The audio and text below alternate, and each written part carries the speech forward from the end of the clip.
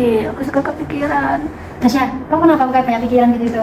Aku sedih Nan, soalnya besok 4 bulan ke depan itu aku mau nikah. Aku takut KDRT di dalam rumah tangga aku nanti.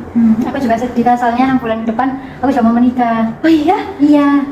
Tapi kamu sedih kenapa? Aku tuh takut itu kena infeksi menular seksual, makanya aku pikir-pikir dulu mau menikah, jadi menikah nggak ya? Tuh, tapi lebih baik kita konsultasi ke bidan nggak sih? Iya, mending kita konsultasi aja. Kebetulan di samping rumahku itu ada bidan. Nah, kita ke sana aja. Boleh. Buat konsultasi. Ayo, Ayo. gas. Selamat pagi. Pagi. Sebelumnya kenalkan, saya dari Bidan Ella yang akan membantu bimbingan konseling tentang kesehatan reproduksi dan seksual bagi calon pengantin. Sebelumnya ini dengan Mbak siapa ya? Mbak Tasya. Mbak Naswa. Baik, sebelumnya sudah tahu belum tentang kesehatan reproduksi dan seksual juga tidak kekerasan pada calon pengantin? Sudah, tapi Ya, tapi kurang paham sih. cuma kenapa aja. Kalau begitu saya jelaskan singkat ya tentang kesehatan reproduksi dan seksual juga tidak kekerasan pada calon pengantin. Ini pernikahan merupakan akad atau janji nikah yang diucapkan atas nama Tuhan. Kemudian ada hak reproduksi dan seksual. Setiap orang memiliki hak yang sama dalam memutuskan kapan akan mempunyai anak, berapa jumlah anak, dan jarak kelahiran. Kemudian ada organ reproduksi perempuan. Pada ovarium bisa dilihat ya, tuba falopi, fimbre, uterus, cervix, vagina, klitoris, labia, dan perineum. Kemudian ada organ reproduksi laki-laki, jadi mbaknya cukup tahu aja, bisa dilihat juga. Ada testis, scrotum, vas deferens, prostat, vesicula seminalis, dan beberapa kelenjar lainnya, juga penis. Kemudian apa sih persiapan yang harus dilakukan sebelum mbaknya menikah? Itu ada persiapan fisik, nanti ada pemeriksaan status gizi, berat badan, tinggi badan, TILA, dan tanda-tanda anemia. Kemudian persiapan gizi, screening status imunisasi TT, menjaga kesehatan organ reproduksi. Kemudian pengukuran status gizi seperti yang saya sebutkan tadi itu ditentukan dengan pengukuran IMT untuk calon pengantin perempuan saja ya, ditambah dengan nilai. Kemudian ada gizi seimbang. Untuk mendapatkan asupan gizi yang seimbang ke dalam tubuh, calon pengantin perlu mengonsumsi 5 kelompok pangan yang beraneka ragam setiap hari atau setiap kali makan. Kemudian ada imunisasi TT atau tetanus. Ini wajib 4 kali ya. Kemudian imunisasi TD untuk wanita usia subur, termasuk ibu hamil dan calon pengantin, itu merupakan imunisasi lanjutan yang terdiri dari imunisasi terhadap penyakit tetanus dan difteri. Kemudian ada menjaga kesehatan jiwa dan harmonisasi pasangan suami istri. Ada juga kesetaraan gender dalam rumah tangga. Ini pengambilan keputusan di rumah tangga dilakukan secara bersama dan tidak memaksakan ego masing-masing. Kemudian ini tindak kekerasan yang mengganggu pernikahan. Itu antara lain ada kekerasan secara fisik, kekerasan secara psikis, kekerasan seksual, penelantaran, dan eksploitasi. Ada solusi mengatasi tindak kekerasan kalau mbaknya mengalami tindak kekerasan. Itu langkah-langkahnya apa saja? Bisa mendatangi fasilitas pelayanan kesehatan, melapor ke P2TP 2A, Pusat Pelayanan Terpadu Pemberdayaan Perempuan dan Anak, melapor ke polisi, mendapat pendampingan dari tokoh agama. Kemudian ada masa subur mbaknya. Itu tanda-tanda mbaknya masih subur itu apa? Perubahan dari cervix, dorongan seksual meningkat, temperatur tubuh meningkat, dan payudara lebih lunak. Dan ada proses kehamilan, ini bisa dilihat saja ya. Sel telur yang matang dibuahi oleh sperma dalam saluran telur. Kemudian sel telur yang telah dibuahi sperma menempel di lapisan dalam dinding rahim. Dalam 120 hari pertama, embrio berkembang mengikuti tahapan kehidupan sel. Kemudian memasuki usia kehamilan lebih lanjut, embrio berkembang mengikuti tahapan kehidupan insani menjadi janin. Dan kehamilan umumnya berakhir dengan persalinan setelah 280 hari. Kemudian ada tanda-tanda kehamilan. Jika dirasa mbaknya mengalami tanda-tanda ini, bisa dicek ya kehamilannya, tidak mendapat menstruasi atau tidak haid, timbul rasa mual, tidak nafsu makan, tes kehamilan positif. Kemudian pada usia kehamilan lebih lanjut dan perut membesar dan dirasakan ada gerakan janin.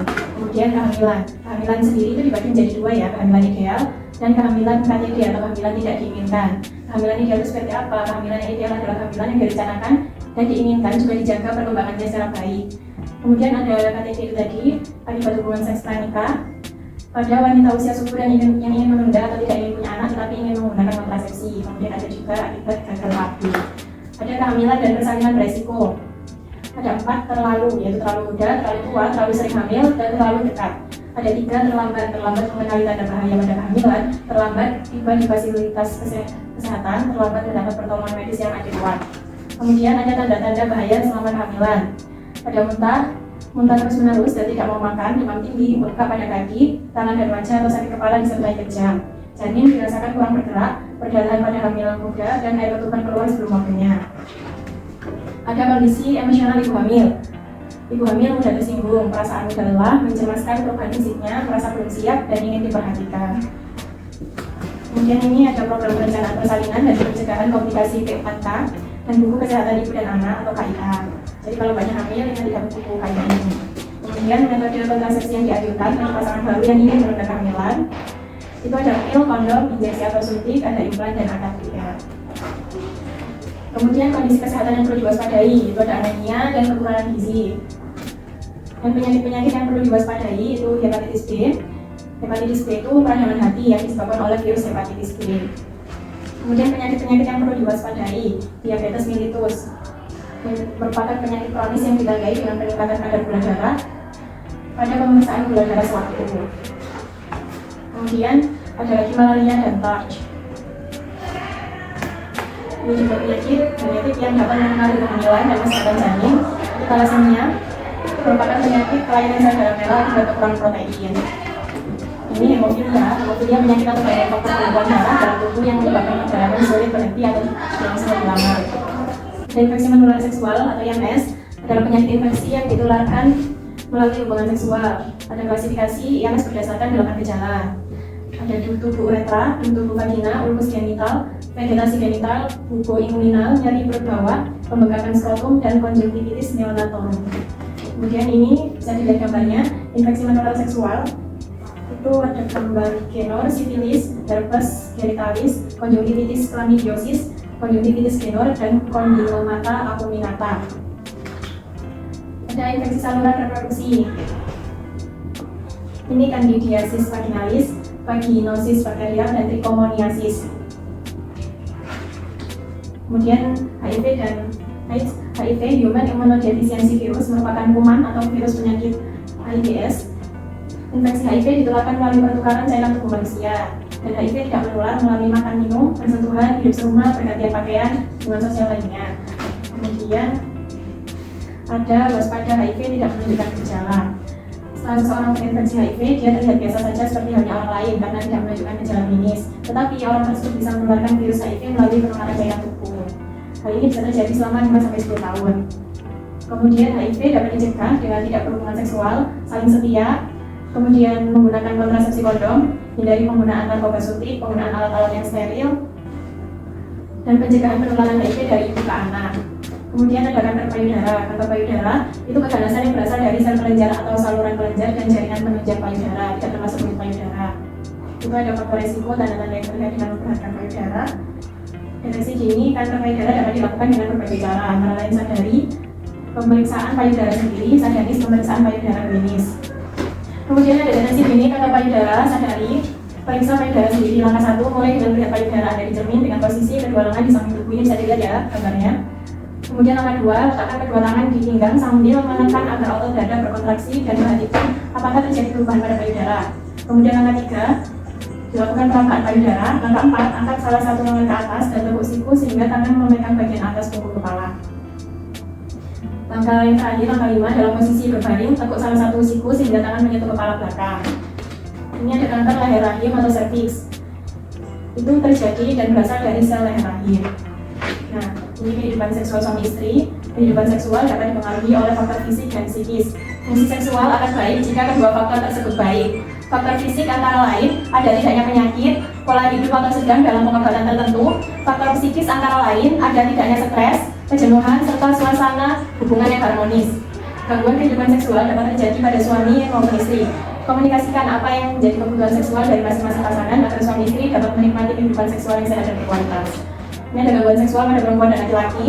Gangguan seksual pada perempuan itu apa aja? Gangguan dorongan seksual, gangguan bangkitan seksual, rasa sakit atau tidak nyaman di kelamin, dan tidak bisa atau sulit untuk mencapai orgasme saat berhubungan seksual. Kemudian gangguan seksual pada laki-laki, gangguan dorongan seksual, disfungsi ereksi atau impotensi, gangguan ejakulasi, dan gangguan orgasme. Kemudian mencegah gangguan seksual itu bisa dengan mengingat bahwa kehidupan seksual adalah pilihan bersama dan dibina bersama pasangan. Kemudian yang terakhir ada gerakan masyarakat hidup sehat atau GEMAS. GEMAS adalah suatu tindakan yang sistematis dan terencana yang dilakukan secara bersama-sama oleh seluruh komponen bangsa dengan kesadaran, kemauan, dan kemampuan berperilaku sehat untuk meningkatkan kualitas hidup. Nah, ini apa masih ada yang perlu ditanyakan atau sudah paham? Sudah paham, tapi itu Saya mau tanya yang tentang infeksi menular seksual tadi. Saya jelaskan lagi ya terkait IMS ini. IMS itu adalah penyakit infeksi yang ditularkan melalui hubungan seksual. Ini tadi sudah saya jelaskan 8 klasifikasinya. Terus ada gambarnya ini bisa dilihat. Ada genor, Vagina. Pada laki-laki itu di tubuh uretra, kental, putih, kekuningan atau mucopurulent. Pada perempuan seringkali tanpa gejala. Bila ada tubuh putih atau kuning, terutama di daerah mulut rahim, komplikasi bisa menyebabkan mandul kehamilan di luar rahim. Itu mencegah genor bagaimana? Tidak berhubungan intim, setiap ada pasangan dan menggunakan kondom. Kemudian ada sifilis atau raja singa. Itu gejalanya luka atau koreng, jumlahnya biasa 1, bulat atau lonjong, dasar besi dengan perabaan kenyal sampai keras. Tidak ada rasa nyeri pada penekanan. Kemudian untuk mencegah sifilis, tidak berhubungan intim, hampir sama seperti yang tadi, setia pada pasangan, menggunakan kondom, dan segera periksa jika ada keluhan dan minum obat sesuai anjuran. Kemudian ada herpes genitalis. Ini diawali dengan bintil, pentingan, luka atau erosi berkelompok di atas dasar kemerahan. Kemudian mencegahnya bisa sama seperti tadi dan hindari faktor pencetus. Kemudian ada konjungtivitis, itu gejalanya mata sembab, kemerahan dengan ada di tubuh mata dengan nanah yang tidak terlalu banyak. Terus ada konjungtivitis jelor, mata sembab, kemerahan bilateral dengan ada di tubuh mata yang bernanah. Kemudian yang terakhir ada kondilomata acuminata atau cengkeh ayam. Itu gejalanya berbentuk datar atau flat, bentuk pakul, bentuk varikosa, terutama pada daerah yang lembab. Pada wanita dapat menimbulkan kanker mulut atau rahim.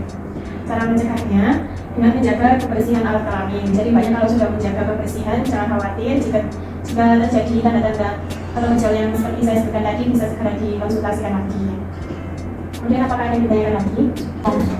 Saya mau tanya ya Bu, kan 4 bulan sebelum di bulan kurang lebih Mei ya, dan itu saya mau menikah, tapi akhir-akhir ini tuh saya kepikiran terus, sering overthinking. Saya tuh takut kalau nanti terjadi yang enggak di dalam rumah tangga saya itu KDRT itu nanti saya itu gimana? Saya tuh kepikiran terus tiap malam. Ini KDRT ya, saya jelaskan. Ini menjaga kesehatan jiwa dan harmonisasi pasangan suami dan istri. Ciri-ciri sehat jiwa itu perasaan sehat dan bahagia, menyadari kemampuan diri, merasa nyaman terhadap diri sendiri, dapat menerima orang lain apa adanya. Terus kamu juga wajib memahami karakteristik pasangan kamu, karakteristik suami kamu itu bagaimana, mengetahui dan melaksanakan tugas dan tanggung jawab masing-masing, saling mengerti dan bersama-sama menjaga kesehatan keluarga. Di rumah tangga juga ada kesetaraan gender. Ini pengambilan keputusan di rumah tangga itu dilakukan secara bersama dan tidak memaksakan ego masing-masing. Suami istri saling membantu dalam pekerjaan rumah tangga, pengasuhan dan pendidikan anak. Perencanaan kehamilan dan keikutsertaan BKP merupakan keputusan dan tanggung jawab bersama. Jadi bukan istri saja, kemudian suami mendukung pelaksanaan ASI eksklusif. Ini tadi tindak kekerasan yang mengganggu pernikahan. Itu hal-hal yang dihindari. Dalam pernikahan itu kekerasan secara fisik, misalnya memukul, menghindar, menampar, menjaga rambut, menyentuh dengan rokok atau melukai. Kemudian kekerasan secara psikis, misalnya menghina, mengeluarkan komentar yang merendahkan, melarang pasangan mengunjungi saudara atau teman, dan mengancam. Ada juga kekerasan seksual, misalnya memaksa dan menuntut berhubungan seksual, melakukan hubungan seksual yang tidak aman. Juga penelantaran, misalnya tidak memberi nafkah lahir batin, dan eksploitasi, misalnya memanfaatkan, memperdagangkan, dan memperbudak pasangan.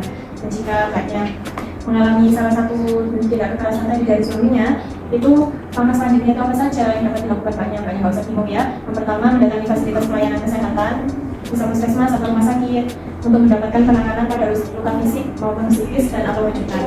Kemudian melapor ke P2TP2A, pemberdayaan perempuan dan anak. Yang nomor 3, melapor ke polisi atau unit pelayanan perempuan dan anak UPPA dan mendapatkan visum dari dokter atas permintaan polisi penyidik.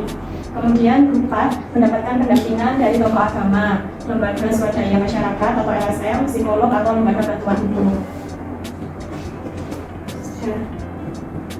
Sudah paham Bu, jadi saya tidak takut lagi kalau mau menikah. Sudah tidak ada pertanyaan lagi ya. Saya doakan pernikahan yang jadi pernikahan yang sakinah mawaddah dan warahmah sesuai kemauan dan harapan pernikahan mbaknya. Kemudian jika ada sesuatu atau hal yang ingin dibicarakan lagi bisa datang menemui saya.